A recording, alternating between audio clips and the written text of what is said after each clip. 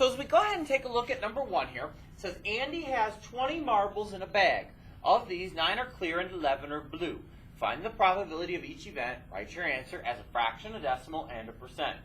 Obviously, we know how to do the fractional answer because that's really all we've done in this probability chapter. The decimal and percent thing you should know how to do because we've already done fraction to decimal and decimal to percent much earlier in the year. Once I get this as a fraction, I'm going to divide to get a decimal. Numerator divided by denominator. Once I have that decimal, I'm going to take and move that decimal 2 times to the right and tag on a percent sign, and that's how I'm going to come up with the percentage here. So, if we're talking about the probability of drawing a clear marble, which is what they're asking us for, of course, probability is the number of favorable outcomes. In this case, a favorable outcome is drawing a clear marble, and we're going to compare that to the total number of possible outcomes. So how many marbles there are in total.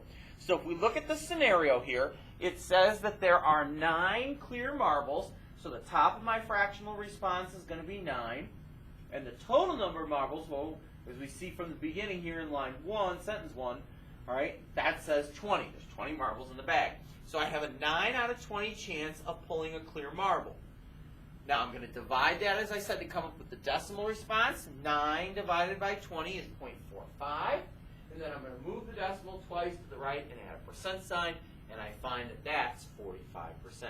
So I have a 9 out of 20, or 0.45, or a 45% chance of drawing a clear marble in terms of theoretical probability.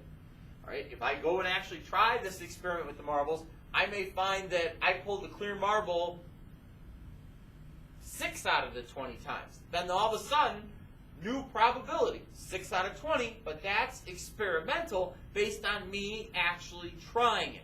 Again, that's what I'm talking about here when I said should versus does.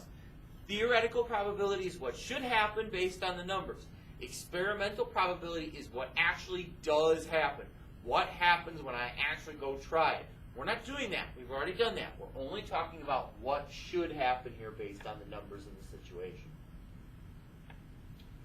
All right, so as we look at number 2, it says there are 13 boys and 10 girls on the track team. The name of each team member is written on an index card. Card is drawn at random to choose a student to run a sprint, and the card is replaced in the stack. Find the theoretical probability of drawing a boy's name. So, the number of favorable outcomes compared to the total number of possibilities here. Favorable outcome, based on what the question says, is drawing a boy's name, because they're asking me to find the probability of drawing a boy's name. Total number of outcomes, well, that's the total number of people on the team. So as we look at the first sentence here, we know there are 13 boys and 10 girls, and a little bit of simple addition tells me there's 23 people on the team. So that means the probability of drawing a boy's name is 13 out of 23. That's it. They didn't ask for decimal, they just didn't ask for percent. All they wanted here was the fractional response, 13 out of 23. All right, so as we go ahead and look at the check it out sample here, all right, number 1 says to find the probability, and again, now they're going to ask us to go back to writing our answer as a fraction, as a decimal, and as a percent. It says Jane has 20 marbles in a bag, and 8 are green. Find the probability of drawing a green marble from the bag. So the number of winning scenarios, a winning scenario is drawing a green marble, so 8, compared to the total number of possibilities. Well, it says she has 20 marbles in the bag, so that's 20. So there's an 8 out of 20 chance, theoretically, of me pulling a green marble. Decimal, you're going to divide. 8 divided by 20. 8 divided by 20 is going to change into 0.4. And then you're going to move that decimal 2 times to the right and add a percent sign. So I jump it 2 times to the right and add a percent sign, and that's 40%.